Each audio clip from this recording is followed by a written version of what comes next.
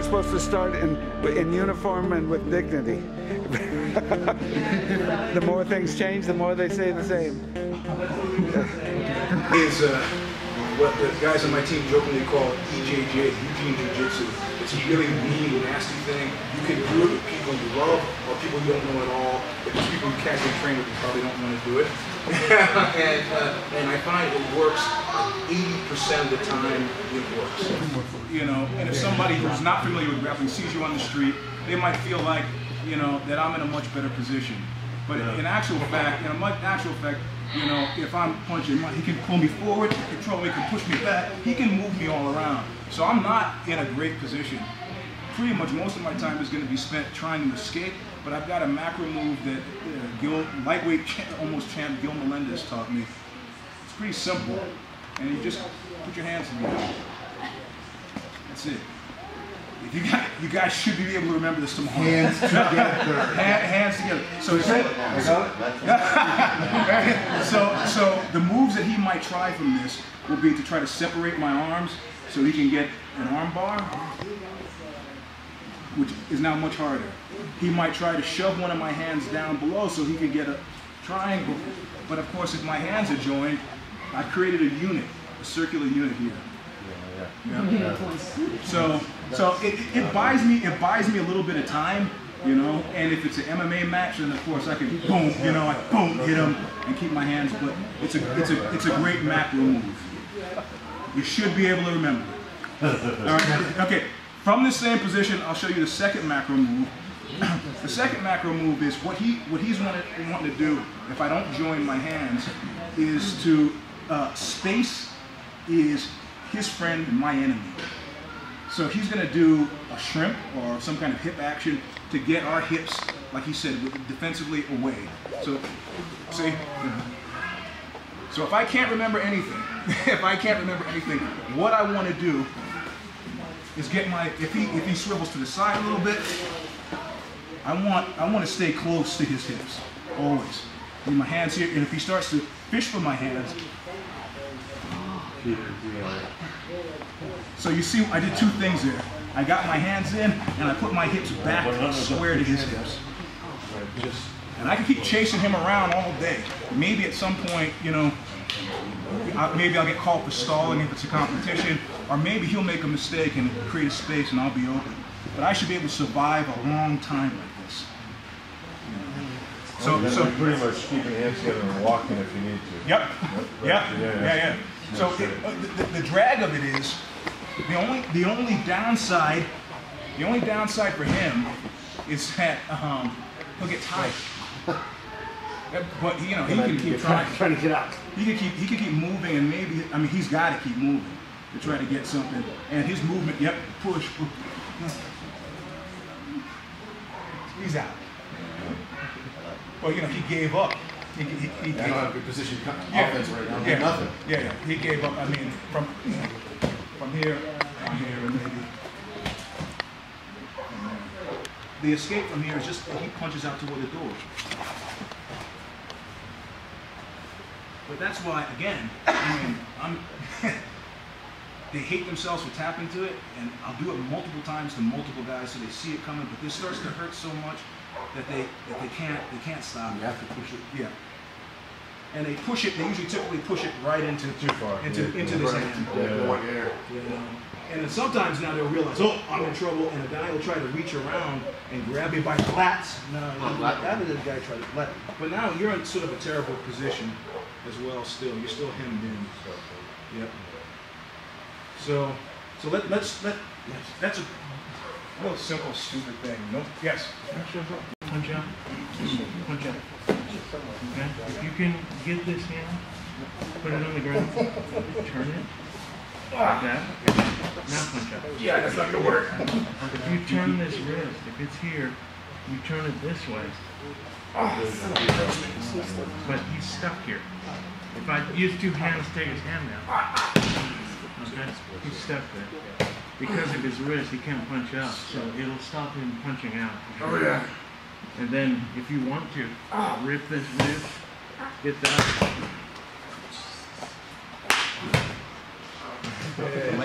This is a real, with IBJJF, International Brazilian Jiu-Jitsu Federation, some of these things are real gray zone. Like the elbow in the ribs that he just did, you know, if a ref sees you, they will caution you. Like you can't be doing stuff like that. But if you're slick and you know the ref is behind you, and you're that type of guy. and there's stuff that I do when I'm competing that's that type of guy type stuff. Like, you know, I could take my hand here and place it here, or I could do this. And I'm heavy on his face, and then sometimes I'll even cup, you know, because I want to steal, if it's just a second away. And this is real dirty jiu-jitsu. Jiu-jitsu players will hate me for it, but so what? I'm 52. Young to some of you guys, but I don't care. So I pull it off. And that's kind of where this one comes from. And yeah, that catch wrestling wrist twist is great. Yeah. If you had somebody, you'll be more likely to do it if you've had somebody punch his way out a couple times. The second time you get it, you make it so they can't do it. So try. You could try it. Let's just try it from the side. If you feel more confident, you can try it from the half guard. But try it from the side with your forearm on the throat. You see what happens. All right? Nice. All right, come here. Get it? All right, let's see. Tell me what you're doing.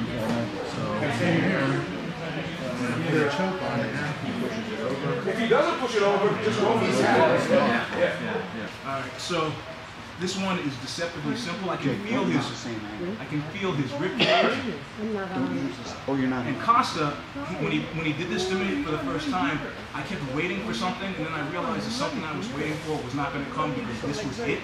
So it's like snowboarding. You know how you have to be on one edge or the other. What I'm get off on that.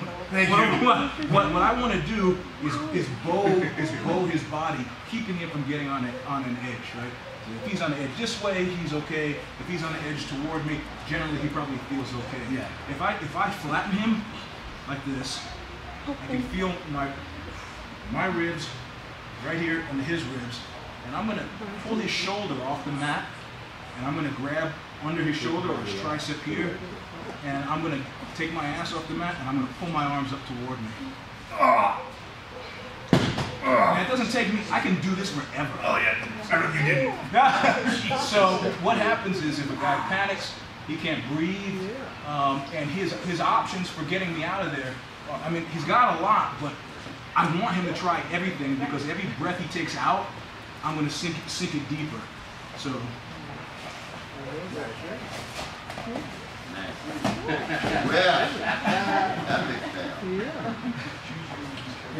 He was a motivated son. Yes, I was. And now all you have to do is you should pull this, get some pressure and pull it down, or you can raise your elbow out. And you can't go that way. You got either one. So I locked it in. I locked it in. Just so I can stop it from moving and moving. And then I want him to keep moving to get out of it. Yep. That's it. Yeah. Your head doesn't feel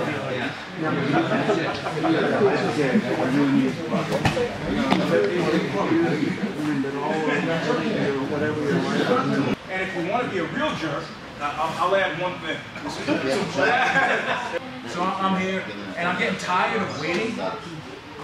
No, watch. I'm getting tired of waiting, but I can feel, depending on where I am, that his sternum is somewhere around here, you know? So if I want to, what I'm trying to do is get him to create some sort of motion that I can handle. I don't want to be on the receiving end of some motion that I can't handle. So what I take him to doing here is I'm either here trying to pass the guard using that spot that James was talking about here, or what I've been doing now is I'll just slide up a little bit. Oh, that sucks.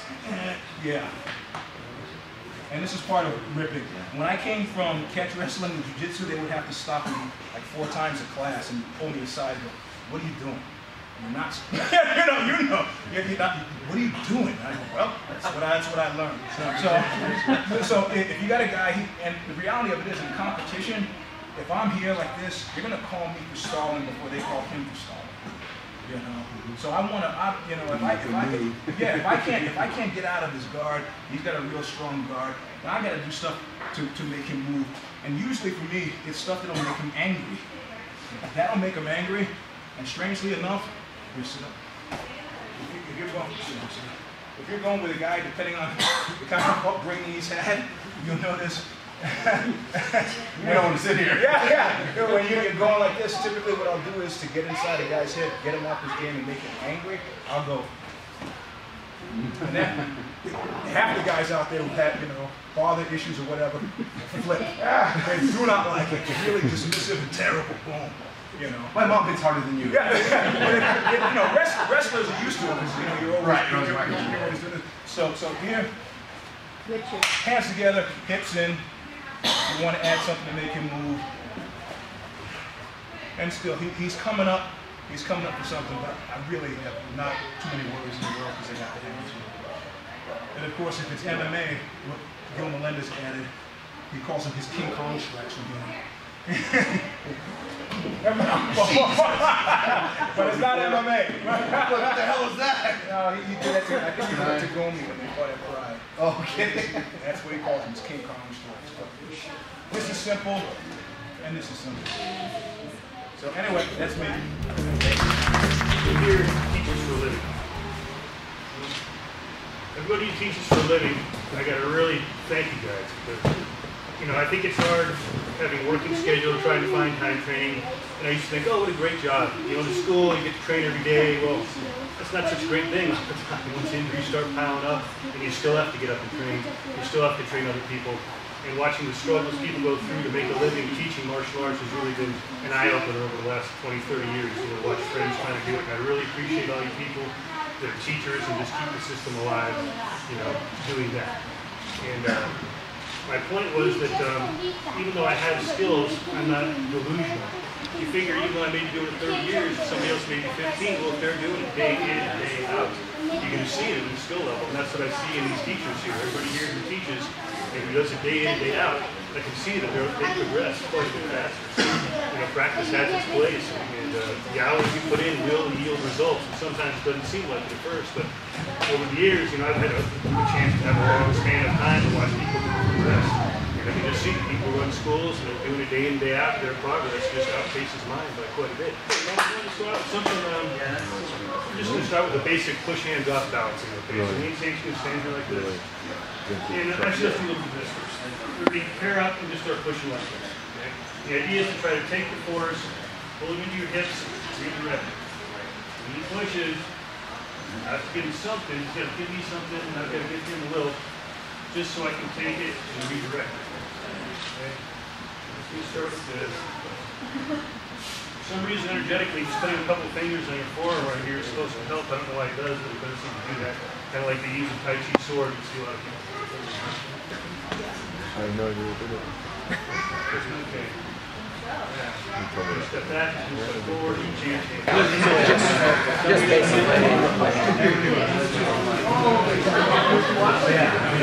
My goal is to try to do it with the least amount of force possible. And you're trying not to use as much of your own energy as to use theirs against you. So we're going to try to get into a flow here. And yes, it can become a competition. Just ramp it up to a fight. But it's not a fight, it's a game. Martial play, rough martial play, but nonetheless just play.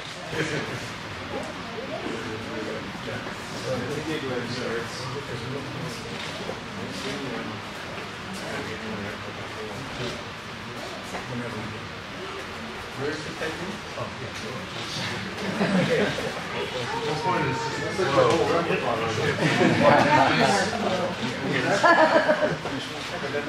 We want to open it.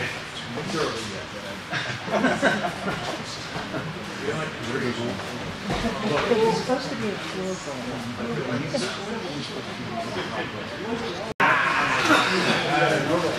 Actually,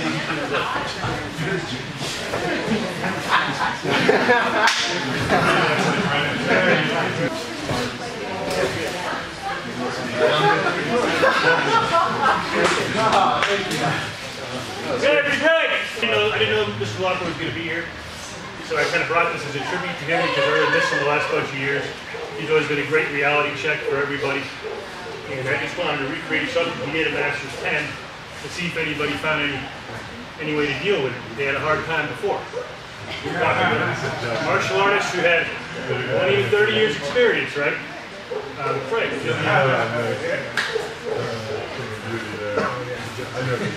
Right. Now what Mr. Lutler did, he's playing a lot of hockey at the time, and he said, okay, you guys all got years of experience, so you're going to deal with this. Oh, great. So we're starting a little slow, but basically the idea is, when I get to here, if he tries to punch me in the head with his right, I can kind of duck behind this. If he tries to punch me with his left hand, I just push his shoulder. So I hit him, he tries to hit me, and I duck, right? So what you don't want to end up happening, which always does, is I grab in, he ends up grabbing me by the shirt. We end up punch. You better grab this. Bam. That's just stupid. So the main thing is try to find something to do. I'll give you one suggestion, everybody will find their own way. If he grabs me like this, okay, push against my shoulder. Oh.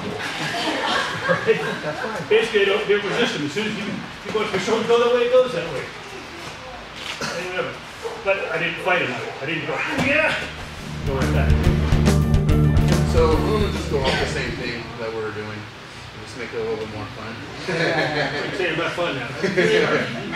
I'm worried about that giggle sense. So it'll be the same thing. We're going to start off slow. And we're going to go ahead and do our push hands. We're just still going to stay in this mix because I want the whole body to move. What ends up happening is right back down. So when you guys hit the ground, I want and usually there's one person probably going to have a little bit more dominancy. When you hit the ground, just lay there with that person on you. Alright, he's got bad ribs. I know. So, and someone around your weight helps out a lot, but just slowly sink into it. Or the person underneath you, control it. Find your own spot where you can breathe. And then, I got it. And, just move around a little bit and just be cooperative where the person's where the person on the bottom is relaxed enough to move. So when he starts relaxing and moving,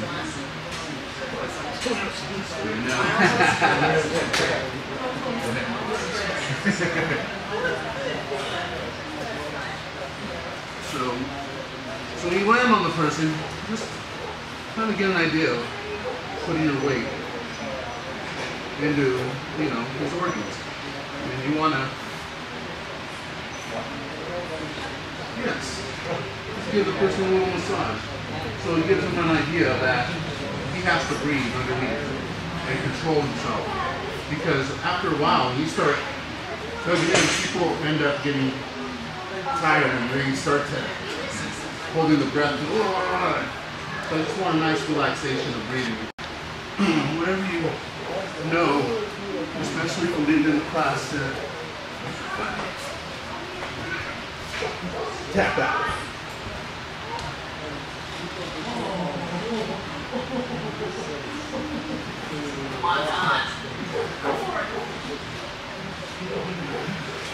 I love it. So, like I said, when you start off playing like you were, and if you can get close enough to that person, take them down. And when you take them down, person on the bottom, relax and breathe. And just do it twice. One person after you go that first round, the second person starts off on the ground. And then works that way. And then we'll just go.